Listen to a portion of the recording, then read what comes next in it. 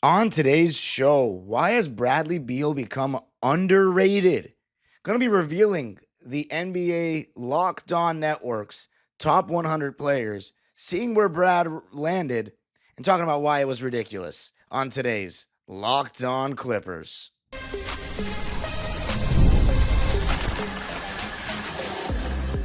You are Locked On Clippers, your daily Los Angeles Clippers podcast, part of the Locked On Podcast Network, your team every day.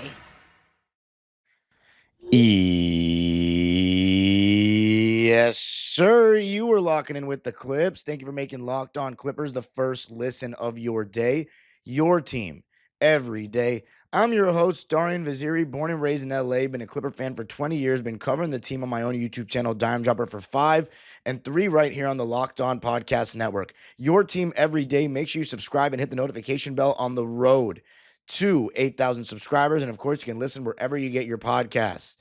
On today's show, we're going to be talking about Bradley Beal, the first Clipper on the top 100 Locked On list. We're going to be analyzing his placement, why it's complete nonsense, and why he was ranked there, the players above him, what he still can be, and why he's going to prove everybody wrong.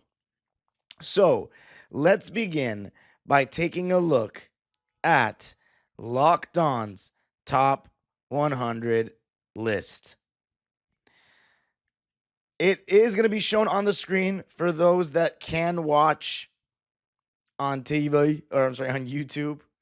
But as you can see, we'll start off with the top 10. No Clippers on there, as you'd expect. Nikola Jokic, number 1. Shai Gilgeous-Alexander, number 2. Giannis, number 3. Honestly, that would be my top 3 at this moment in time. I go back and forth between Jokic and SGA sometimes, but I would say that's my top 3 in that order, if I had to put it that way. Number 4, Luka Doncic. After this past season, I don't know about that, but I haven't made my top 10 or anything like that. So, we'll disregard my opinion for now. Steph Curry, number 5. I think that's a little bit high. Anthony Edwards, number 6. I honestly have Ant in the top 5 just off the way he played in the playoffs against the Lakers and what he's done the last 2 years. I think if you want to talk about the playoffs the last 3 years, I would have Ant in my top 5. Wemby, 7. I think that's a little bit more projection than what he's done already. For him to be top 10 already, I think is way over the top. Everybody's so high on Wemby. He was having a great season last year, but not for me. And then 8, Jalen Brunson, 9, Donovan Mitchell, and 10, Jason Tatum. Jason Tatum is pretty low there, in my opinion. So that's the top 10. No Clippers in there. You knew Kawhi Leonard was not going to be ranked in the top 10, although I would not take Wemby over him if we're just talking about 20, like right now. I would not take, well, if we're talking about the future, I would take him. But if I'm saying this particular season coming up, I wouldn't take Wemby over Kawhi if I'm trying to win a championship. I wouldn't. And then 11 through 20, still no Clippers. KD 11, LeBron 12, Halliburton 13, AD 14, Cade 15, Evan Mobley 16. Actually, no, Kawhi Leonard's number 17. Okay, so we're going to ignore that for now. Let's talk about the actual topic at hand. Bradley Beal. Okay, here are spots 91 to 100. Number 100 on the list is Toumani Camara of the Blazers. Number 99 is Anfernee Simons, who's recently gone to Boston. Number 98 is CJ McCollum. Number 97, Nickeil Alexander-Walker. Number 96, Peyton Pritchard. Number 95, RJ Barrett. Number 94, Nikola Vucevic. Number 93, Jakob Poeltl. And number 92, Jalen Green. Number 91, Christian Brown. And then you've got Bradley Beal at number 89, right in front of Aaron Nesmith. So let's look at that list real quick, right? 88 players better than Bradley Beal. Well, let's look at who's behind him. Is there anybody behind him that should have been above him? I would not take Toumani Camara over Bradley Beal. Anfernee Simons is an interesting one because Anfernee Simons is of a similar mold. Come in, get buckets, can play make a little bit. Last season, he averaged 19 points a game, 3 rebounds, and 5 assists on 43, 36, 90 splits.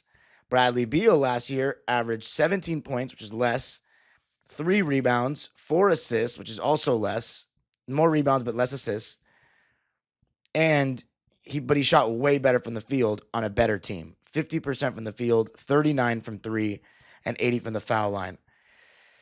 The reality is Anfernee Simons was doing it on a bad team. on a team that got better, but 36 and 46.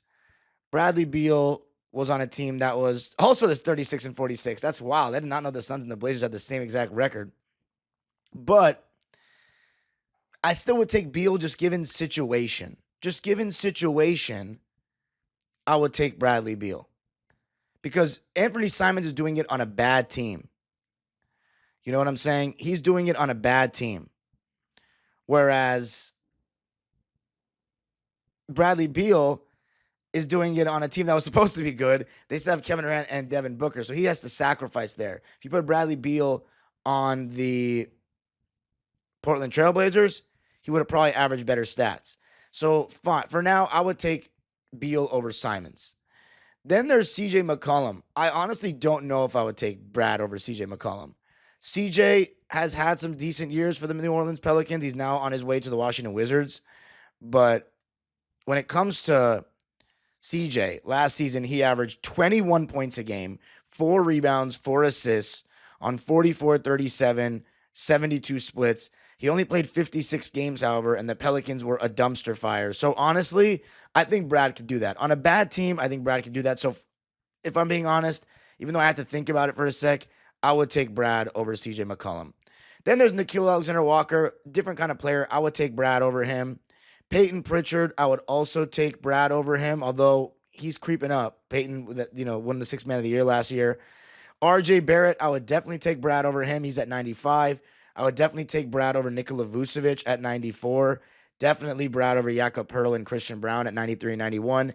Jalen Green is an interesting one because he was the leading scorer last year on a playoff team. You know what I'm saying? So I feel like that's kind of relevant. It's just that Jalen Green leaves a lot to be desired sometimes. I think that's the truth with Jalen Green. So when you look at Jalen Green's stats last season, 21 points a game, 5 rebounds, 3 assists, played all 82 games. His efficiency just isn't good. 42% from the field, 35 from 3, and then 81% from the line. So as far as Jalen Green, I think you can make a case that he's better than Bradley Beal, but, he still leaves a lot to be desired. And then we look at the guys directly around Beal. Aaron Nesmith, he's a role player, totally different. I'll take Beal over him. Now, the guy that's above Beal is DeAndre Hunter. I don't think DeAndre Hunter is better than Jalen Green. I definitely don't think he's better than Bradley Beal. I think he had a nice year last year for the Hawks and the Cavs, and he had a breakout year, but it's been 1 year of DeAndre Hunter playing like this. He averaged 17 points a game, which is the same as Brad, on 47, 40 and a half, 85 splits. But the thing is, he doesn't really create his own shot the way Bradley Beal does. And he only averaged 1 assist. So for me, DeAndre Hunter definitely is not better than Bradley Beal. And I don't think he's better than Jalen Green either. So that's a weird one for me. I know he's a better defender than them, but I don't know. There's just not enough there. He's not even a great defender. He's just big. Josh Hart over Bradley Beal. Different sort of players. Josh Hart is a hustler, do whatever it takes to win, get rebounds, go for loose balls kind of guy, but he can't shoot a lick compared to Brad. So I don't know. I take the best Brad over him. Also, would you take Emmanuel Quickley over Josh Hart? I would not. I would not take Emmanuel Quickley over Josh Hart or Jalen Green right now. I don't know how he got ranked 86. So I would definitely take Bradley Beal over Emmanuel Quickley. Asar Thompson is 85. Asar Thompson, very good player, young player, defender, kind of in the same boat as Josh Hart in that he's a freak athlete, obviously much more freakish athletically than Josh Hart. Cannot shoot a lick, though. We saw that in the playoffs. I would not take Asar Thompson.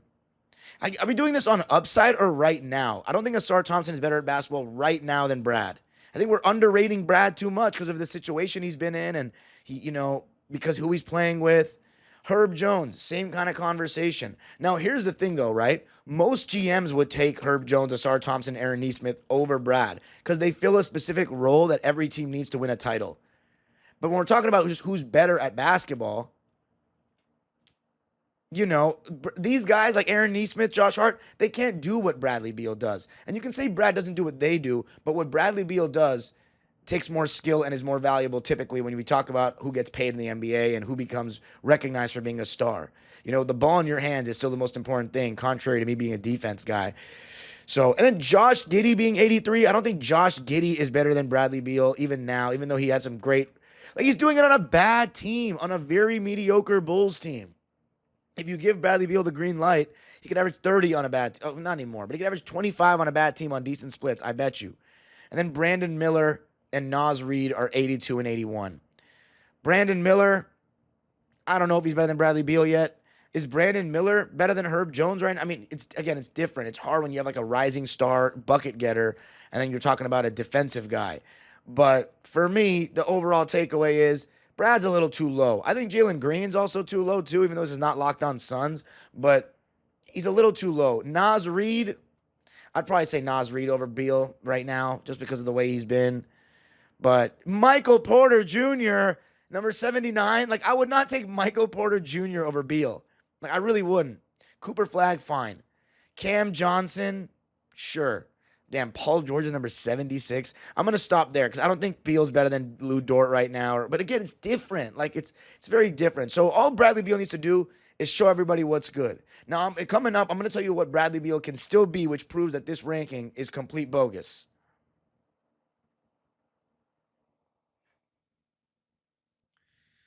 I got to tell you a little something about 5-Hour Energy. Time to fuel up and turn it up with 5-Hour Energy Transfusion. This grape, ginger, and lime flavored shot brings the iconic taste of a golf course favorite to a non-alcoholic boost. Perfect for sinking birdies or making great memories with friends. It's a hole-in-one for your energy game. And anytime you go to a gas station or a 7-Eleven or whatever it may be, you can always get 5-Hour Energy. I need some boost in my day sometimes because I don't drink coffee. And so 5-Hour Energy is a good alternative for me. Whether you're out on the course or just need a little extra push to power through your day, 5-Hour Energy Transfusion delivers the clubhouse flavor you love without ever leaving the green. Golf is all about good times with good people and good flavors. The grape ginger lime flavor of 5-Hour Energy Transfusion gives you the best parts of your clubhouse go-to without leaving the course or chasing down the bev cart.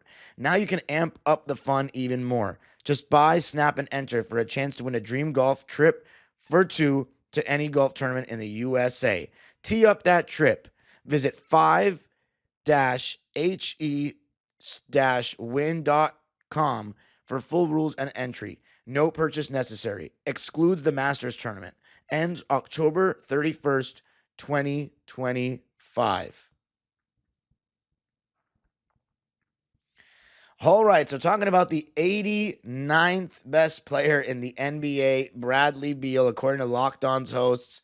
Now, I think I submitted who the players that I believe should be on the list are from the Clippers, but I don't think I made a top 100, so that's my lazy ass hurting the rankings. But it's just very hard to debate who's better between Bradley Beal and Josh Hart, for example. They just do such different things on a basketball court. I think most teams would take Josh Hart right now because I think there's a lot more guys that can score and playmaking pick and roll than there are that crash the offensive glass like Josh Hart, play defense like Josh Hart on a nightly basis.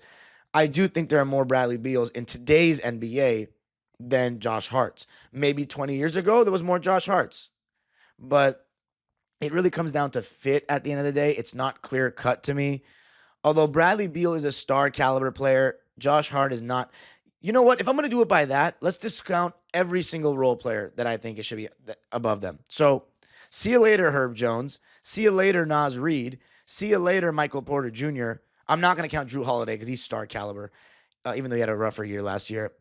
Cameron Johnson, goodbye, Cameron Johnson. Can't create his own shot like Bradley Beal. Lou Dort cannot create his own shot like Bradley Beal. Miles Turner cannot create his own shot like Bradley Beal. Definitely would take Nembhard right now over Beal, I can't lie. Porzingis, I'm fine with that too. Isaiah Hartenstein can't create his own shot like Beal. Caruso can't create his own shot like Beal. Jalen Suggs can't create his own shot like Beal. Jaden McDaniels can't create his own shot like Beal. Dyson Daniels can't create his own shot like Beal. I wouldn't have Dyson Daniels over Jaden McDaniels either. Those steal numbers are not fooling me over what Jaden does. Norman Powell's number 60? Oh my God, what a great topic. Norman Powell is ranked number 60. and Bradley Beal is number 89. You are going to be in for a rude awakening, Locked On hosts, with that one, because Bradley Beal is better than Norman Powell still, and I love Norman Powell. But we'll see. Maybe I could be wrong on that. Norm just had a great year. But see, if Norman Powell is in the top 60, then I think Bradley Beal should be in the top 60. Mikal Bridges, I would not take over Beal. Trey Murphy's a rising player. I think he's pretty damn good. So I probably would take him over Beal right now, especially because of defense. Jared Allen can't create his own shot over Beal, but he's star caliber, so then it's done. And then everybody else is basically star caliber. Lauri Markkanen, Damian Lillard, Draymond Green, Joel Embiid. These guys are star caliber guys. Amen Thompson is 49th. Jeez. I would probably take Amen Thompson right now, though. He's just got so much upside. OG Anunoby. Is Desmond Bane that much better than Beal? Or is he just in a better situation? What if Beal was on the Grizzlies? I don't know. So here's what Beal can still be. He can still be a guy on a good team that gets you 18 to 20 points a game on efficient field goal shooting. Last season on the Suns, as I mentioned, 17 points on 50, 39, 80 splits. We're talking about 50% from the field, and most of his shots are jumpers. If you talk about what his actual, where his shots came from, based on Basketball Reference's data, he was, let me see the areas in which he shot from. So 2025, 16% of his shots come within the basket and 3 feet. 20% of his shots, so a fifth of his shots come from 3 to 10 feet. So those are the short mid-range pulls, little floaters. And then you've got 14% coming from the mid-range, 10 to 16, and then 12% from 16 to inside the three-point line, and then 38% of his shots are from 3. But here's the thing. As bad as that sounds, 38%, so that's the most frequented shot he takes, even more than at the basket. He shot 40% or 39%. So, and those are not all open threes. So Bradley Beal, I think what he still can be is a guy that can play make, a guy that can knock down shots from 3 levels, a guy that can create his own shot with that patented step back going both ways, particularly going to his left. And he's going to be able to come off screens and knock down shots. You can also run him off of off-ball screens, off of pin downs, off of curls, multiple screens that he can work off of. That gives your offense a lot of flexibility and will hopefully add the movement that we lost with Norman Powell to our offense this year. Now, I don't think he's going to be as active moving without the ball as Norman Powell, but also Norm wasn't a very spontaneous mover. He just kind of moved when they called sets for him, right? There are not that many spontaneous movers in today's NBA that flashed open spots for the ball or move without the ball when a play's broken up or cut to the basket when it's there. I think Derrick Jones Jr. is not bad at that. I think Nico's not bad at that. Kawhi very occasionally. But even Kawhi, I think sometimes he can fight harder for post position and all that stuff, catch in different areas, and he gets pushed out a little too much for my liking as well at times.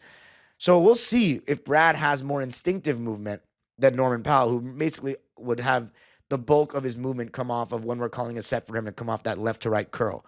So what he still can be, Bradley Beal, is, I'd say, I don't know about an actual case to make the All-Star team, but a star caliber 3rd star or 4th star impact where he could average 16 to 20 points a game on very high splits on a very good team. So if we're a top 4 team and he's averaging those same stats he did in Phoenix, what's the conversation going to be like? Because I get it. On Phoenix, they're failing. But if he averages 17, 18 points on those splits and we're a top 3 seed, what you going to say now? So that's the goal for Bradley Beal. And coming up, I'm going to talk about why he's going to prove all these hosts wrong.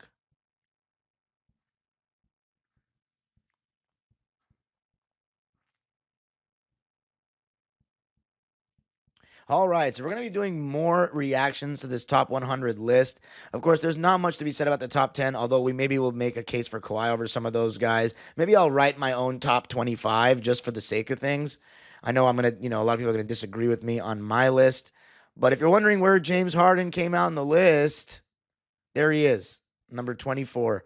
We'll talk about that. I know there's people in the comments that are not going to like that, but everybody above James Harden is like a star caliber guy. We're not dealing with any role playing guys anymore in the top 30. I guess you could say Chet Holmgren, but he's a rising star in the league. Damn, Chet Holmgren over De'Aaron Fox, over Sabonis, over Bam, all these guys that have made all-star teams. I don't know. I love where they rank Zubats. To have Zubats over Kyrie Irving is a take. I don't agree with it, but we'll take it for sure. We'll definitely take it. So I love that Zeus getting his proper due from teams. Again, two-way impact, sure, but I'm not taking Zubats over Kyrie. Are you drunk? I love Zubats. He's my favorite player on the team outside of Chris Paul. But Kyrie Irving is Kyrie Irving. I'm not messing with that. But anyway, as far as Brad, and Jalen Johnson being 42, like he's a rising star too, but he's injured all the time. I don't know if I'd take him over Julius Randle. Anyway, I would have to, really write it down. A lot of this is on potential. Wemby's the 7th best player in the league right now. I disagree with that. I know his defensive impact is insane, but his offense is still not there for me yet. It's not. But as far as Brad, I mean, the players I would for sure put him above. DeAndre Hunter, Emmanuel Quickley, for sure. So I'm not going to say Asar and those guys. It's just different roles. But DeAndre Hunter, Emmanuel Quickley. I'm not moved on Brandon Miller yet. He's doing it on a terrible team. So I'm going to say Brandon Miller.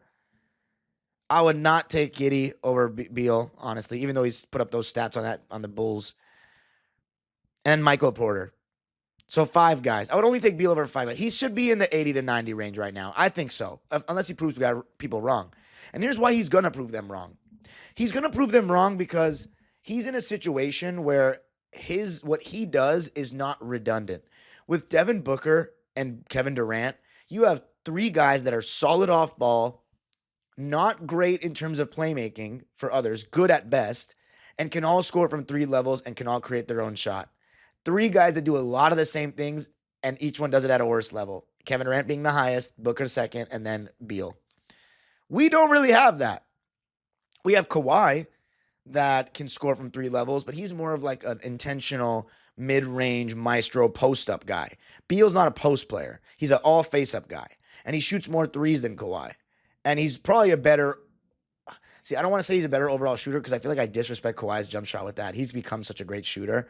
But it just looks very natural with Beal. He's got a pretty shot. He can do it off the dribble well, just like Kawhi. But, this is a guy who averaged 30 points. Kawhi never averaged 30 points in the regular season. So Beal, he's a great scorer.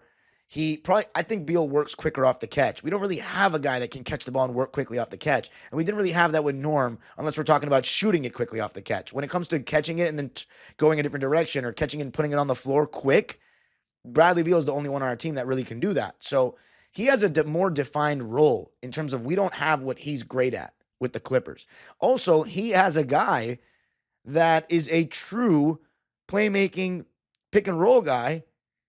2 of them, actually, in James Harden and Chris Paul. So he's going to probably get even more open looks, more catches right in his shooting pocket, whether he's on the move or standing still. That's going to make his jumper even easier to make because any shooter knows where you catch that ball can make the shot much easier. If it's right in the pocket, you have to adjust, reach down low, reach up high, makes the release much easier. So Bradley Beal will have 2 guys on his team, but particularly James Harden on his team, that's going to make life easy for him. And beyond that, drama-free situation. Last year, there was, we want to trade Beal. He's going to go to the bench. The year before, he averaged 18 points, 4 rebounds, 5 assists on 51% from the field, 43% from 3, and 81% from the line. So he averaged even better stats in 2024 with the Suns. And in those 53 games that he's played 53 games, by the way, in each of the last 2 years. So that's not great. I mean, he's missed 29 games in both of the last 2 seasons, and I expect him to miss around 20 to 30 games this season, but we'll have the backups for him. But the Suns were 33-20 in the games that Bradley Beal played his first season on the team. 33-20. So it was not happening on a bad team. He was on a solid team that got the 6th seed and would have been even higher had that big 3 stayed healthy. Now, this last season, different situation. They were 22-31 with him. So it was just dysfunctional all the way around. But Brad can still be great, and he's going to prove to people why he's better with a functional situation. James Harden at the helm, getting him good shots. Same with Chris Paul. And Ty Lue just being a better coach than who they have last year. Budenholzer? I think Budenholzer's a decent coach, but the players didn't seem to like Bud, whereas our players love Ty. And I think having, they have a little connection already, Bradley Beal and Ty. They already know each other. I think that's going to really help. So Ty said it best on Club Shay Shay. He said, we just want Brad to be himself. We want him to be aggressive. And I think with Kawhi Leonard out too, it's going to give him a big opportunity, if he's healthy, to go off more. So his stats might be even better than with Phoenix. And he's going to be doing it on a better team. So that's why he's going to show that he's better than top 80. Maybe he can be back in like the top 60 to 70 conversation, Bradley Beal. We'll see. Top 50, that might be pushing it. There's a lot of good players in the NBA always, and he's on the declining side, but we'll see. I still think Bradley Beal's become underrated because of the role he was in, and it wasn't a good role for him. I think this is much better. Our expectations of Beal probably aren't going to be as high given the money, and I think that's a big thing I haven't mentioned is he was getting $50 million. So everybody was like, oh, Beal's trash because he's not playing up to the contract.